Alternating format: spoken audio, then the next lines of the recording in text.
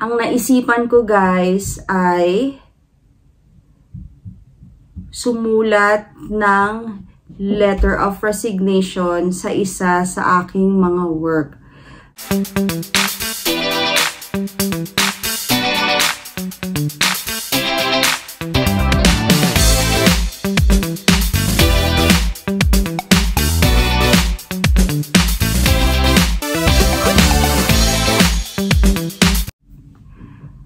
Hi guys! Welcome back to Jill in Can. So, for today's video ay gusto kong i-share sa inyo yung pinagdadaanan talaga ngayon ng mga international students dito sa Canada, especially na kami ngayon ay graduating na at hindi lang dahil graduating. Actually, siguro kaya mas matindi yung mga pressure sa amin is because meron ako at yung mga kakilala ko, mga classmates ko na may mga spouse o may mga partners na kasama dito sa Canada.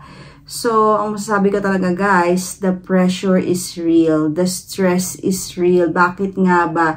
Dahil ngayong pagka-graduate namin, bago kami makakuha ng PGWP, ay kailangan namin makapag-submit ng application for that PGWP na kailangan meron kaming full-time job offer na full-time at kailangan ito ay nasa tier 2 or 3 under the select, yung mga select jobs or tier 0 and 1. So I think I have mentioned this many times sa mga past vlogs ko, especially when talking about PGWP. Dahil nga ito yung pinakabagong change for PGWP, especially for yung mga gagraduate with spouses. So, bakit ba kailangan namin mag-comply dito? Dahil nga kapag nag-comply kami dito ay ma-approve o mabibigyan ng open work permit or extension ng work permit ang aming mga husband or spouse and partners dito sa Canada. So, if ever na wala kaming full-time job at mag-apply kami with a part-time job or no job for PGWP, ay ma-approve pa rin naman kami except our partners or spouses will not be approved. At anong mangyayari po sa kanila ay hindi sila makapag-work kung meron silang work kasi yun yung work permit nila. So, magiging mahirap po yun, especially sa amin na we are big family, kailangan natin ng income. And syempre, we are working on our permanent residency dahil may work na yung husband ko. So, kailangan niya na magkaroon ng Canadian work experience at hopefully, ma-workout natin ito. So, ayun yung mga pinag-iisipan ko, guys. Yan, together with my classmates kasi nag-uusap-usap din kami, guys, na it's not, hindi madali para sa amin. No? Meron akong classmate na sa hospital siya nag-work as healthcare aide at meron din siyang spouse na kasama. So, iniisip niya, dahil casual lang yung kanyang position doon as of now, and I think kung itataasan pa siya or ibibigyan ng more hours, ang hanggang part-time pa lang yung maibibigay sa kanya. So, kaya yun yung mga namin, no? It's either dapat makahanap talaga kami ng job na makapagbibigay sa amin ng full-time job, which is 30 to 40 hours per week. But hindi ibig sabihin na dapat casual or part-time na finifill yung 30, but it should be a full-time job position. Yun. So, meron kasing casual or merong part-time job na sinasabi, pero bibigyan ka ng hours ng 30 hours. So, 30 hours is parang full-time hours na yan dito. But, sinasabi na kailangan ay full-time yung title natin ng full-time. So, nga, dahil napakadaming ginagawa sa school, nakakapagod dahil meron akong work na ginajuggle na 3. Although, yung isang work ko nga na daycare ay 3 hours a week lang yon. Yung isa naman Monday, 3 hours din. Tapos yung Wednesday, Thursday, Friday ay minsan 2.5 hours per day lang yon or 3 hours maximum, ganyan. Yung schedule ko doon. And Saturday ko is 5 hours. So, hindi naman siya totally nakukonsume ko yung 24 hours a week. However, dahil sa dami ng mga homework, deadline, ganyan. So, nakakapagod din. And parang I feel, tas meron pa akong isang work na talagang nakakapagod na pag uwi ko ay hindi na ako makakagawa ng ibang homework. Parang gusto ko na lang magpahinga. So, kaya nag-iisip ako kung paano ko ba mabibigyan ng, kung paano ko mababawasan yung load ko sa panahon na ito. Kaya, naisip ko para mabawasan to, kailangan ko nang bawasan yung work ko. Although, patapos na rin yung term natin, pero kailangan ko talaga ng mag-lesson so I can work out sa paghahanap ng trabaho, paghahanap ng full-time job na pwede sa akin. So, ang naisipan ko guys ay sumulat ng letter of resignation sa isa sa aking mga work. So, inumpisahan ko na siya guys na magbawas ng load ko para ako ay ma-free. So, dahil nakakapagod din yung work na yon at yung time ko ay naliles din sa family. Tapos, hindi lang yun. Talagang it takes a lot of my energy, no, sa pag-iisip, sa lahat, no. At kaya gusto kong i-share sa inyo guys na napag-decidean ko na mag-resign doon sa isang work na ito. At itong work na ito, yung work ko sa kids gym. So, remember guys, ito yung first job ko in Canada. Ito yung first interview ko. Actually, first and only interview ko kasi natanggap na ako. At I'm so happy nung natanggap ako kasi nga, syempre back in the Philippines, wala naman talaga akong real employment na masasabi. But they have accepted me. Tapos, sobrang masaya ako na first interview ko ay naging okay agad. Although kinakabahan ako, syempre, kung sino man yung dumadaan sa mga first interview or mga first time nating trabaho, ay kinakabahan tayo. So, ganun yung na-feel ko nun. But I'm so grateful na nung time na yon, that was November of 2023, ay tinanggap nila ako. Tapos hindi pa yun guys, no, kakastart ko pa lang parang 2 weeks nagtitraining ako sa kanila, nagpaalam ako para umuwi. So parang wala pa akong 1 month, nagpaalam ako umuwi dahil alam nila yung situation ko na yung aking bunso ay naiwan pa sa Philippines. So December ay binalikan ko si Celestia, bumalik ako sa work ng January. So, ayun na guys, at weekends ako dati sa kanila, nag-work Saturday lang din. Yung mga kasama ko, nag-work sila ng weekends, pero Saturday and Sunday. So, ako lang yung talagang Saturday lang ang nag-work.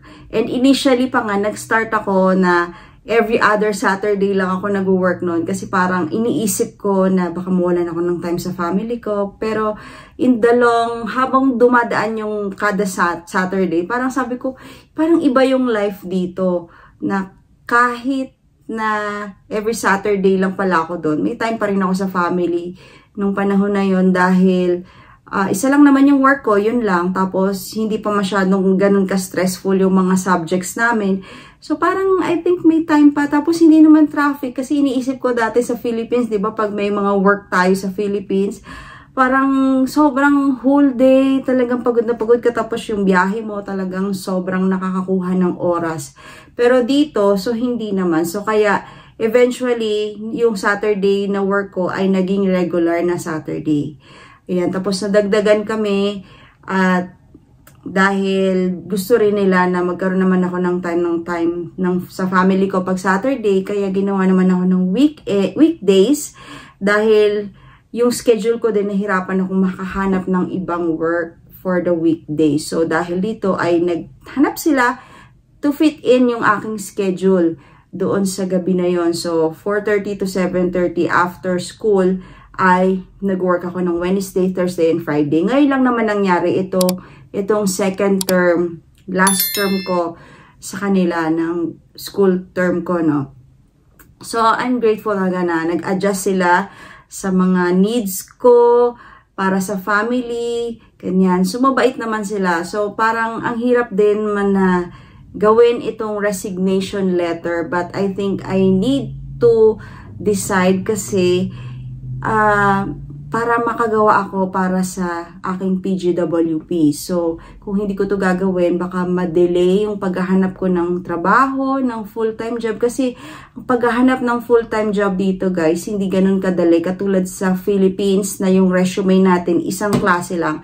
Tapos, send to all lang, ganun. So, dito, parang bawat application mo, you need to personalize it na yung may cover letter ka, kung ano yung hinahanap nila, ilagay mo doon. So, ina-adjust mo lahat yon based doon. So, hindi lahat ng experience mo doon mo ilalagay kung ano man yon. So, ilalagay mo lang kung ano yung hinahanap nila. So, ganun din sa resume, ina-adjust natin. Like, if I'm looking for an early education, early childhood education na work, i-adjust ko yon. Kung pang disability naman yung title, i-adjust ko din yung resume ko doon at yung cover letter doon. So, ganun guys. So, anyway, ito nga ay nag-send na nga ako ng resume letter. At sabi ko, hindi naman siguro magiging mahirap i-send yung resume letter ko sa kanila o yung gawin dahil ang ginawa kong letter ay based doon sa ang pinaka-reason ko, of course, is the policy change of IRCC. And nung sinend ko to ay March 31. So sabi ko, at least hindi April 1 kasi hindi magiging April Fool's Day. So anyway, naisip ko na submit ko na agad to. Naisip ko na kung naisip ko na ngayon, I need to do this. So ayan, so ito yung i-share ko yon na nagbigay ako ng final date of effectivity of my work sa kanila at in-explain ko dito sa aking letter na I will be graduating in April 2025 and the IRCC has required me to cease employment upon receiving my program completion letter that will be coming in May 2025. So, ang mangyayari kasi dito guys, once na dumating yung completion letter from our school, we need to stop our work. Pero, once we submit it to IRCC with the completion letter, pwede na kami mag-start mag-work. So, ayun yung sinabi ko na kailangan kong mag-stop mag-work. So, in anticipation of that completion letter, I need to stop working. And number 2, kung sinabi, I need to secure my full-time employment in my field of study. So, since it's a gym staff or gym assistant, it's not connected to my long-term career or long-term goals. And hindi rin siya connected to my field of study. Hindi rin siya in any relevance doon sa sinasabi ng IRCC na required nila for international students, no? So, yung mga tier 0, 1, 2, or 3, wala siya doon. At number 3, yung sinabi ko, I need to submit a PGWP application with proof of employment to resume work. So, together with a full-time job, ay isasubmit ko yun. So, parang I want to let them know that I am in the process of applying, that I am actively seeking for employment. So, medyo I feel this is, parang for me, it's a bold decision to do. But I think kailangan kong gawin ito guys. And sinabi ko din dito, this transition is mandatory to fulfill my PGWP requirements, especially for applicants with spouse, for the approval permit, and align with my career goals. At the moment, I'm actively pursuing qualifying full-time positions. So, ayun. And then, I also expressed my gratitude sa kanila dahil nga naging mabuti naman sila sa akin at sa mga experience na natutunan ko, especially na parang ang tagal kong hindi nagka-work but tinanggap nila ako. And for the things that I've learned, yung mga organizational skills, mga client relations, At yung mga natutunan ko rin na pag respite care, no? So, yung mga one-on-one sa mga binigay na nila sa akin na para bantayan kong mga bata.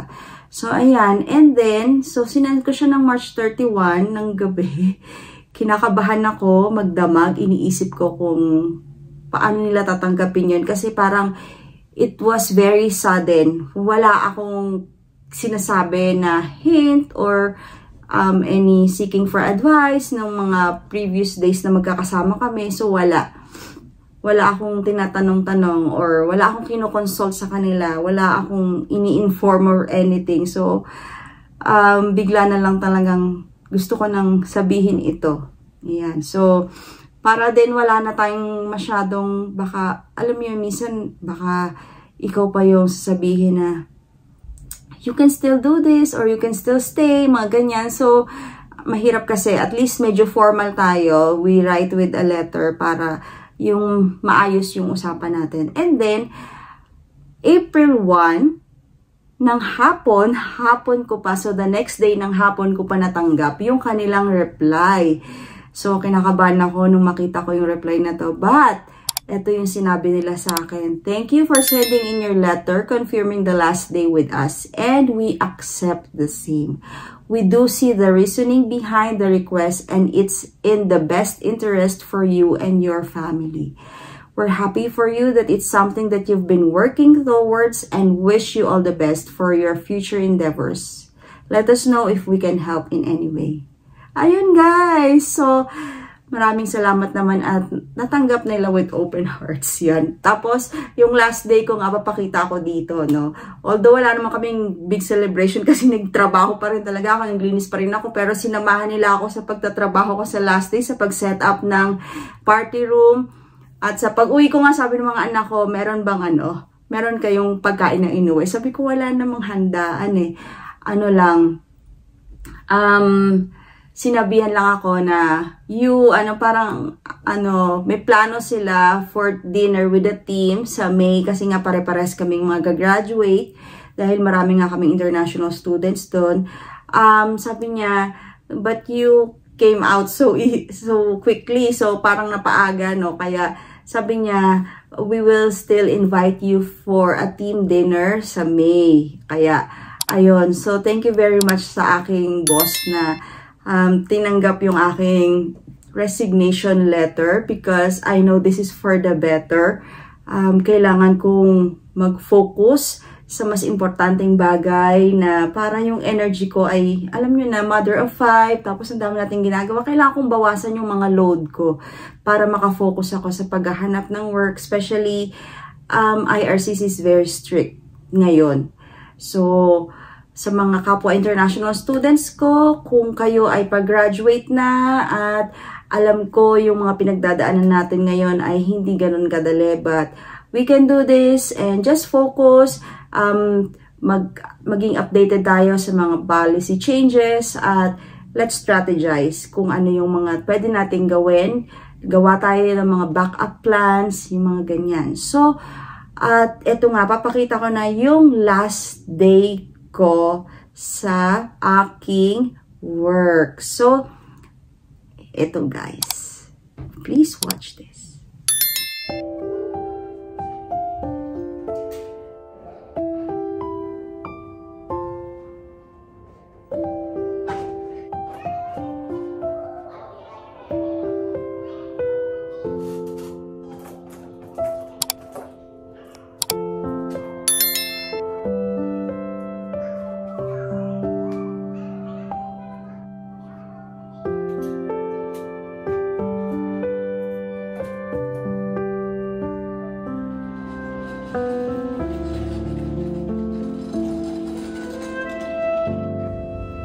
This is my last party setup. Yeah. So, bye-bye.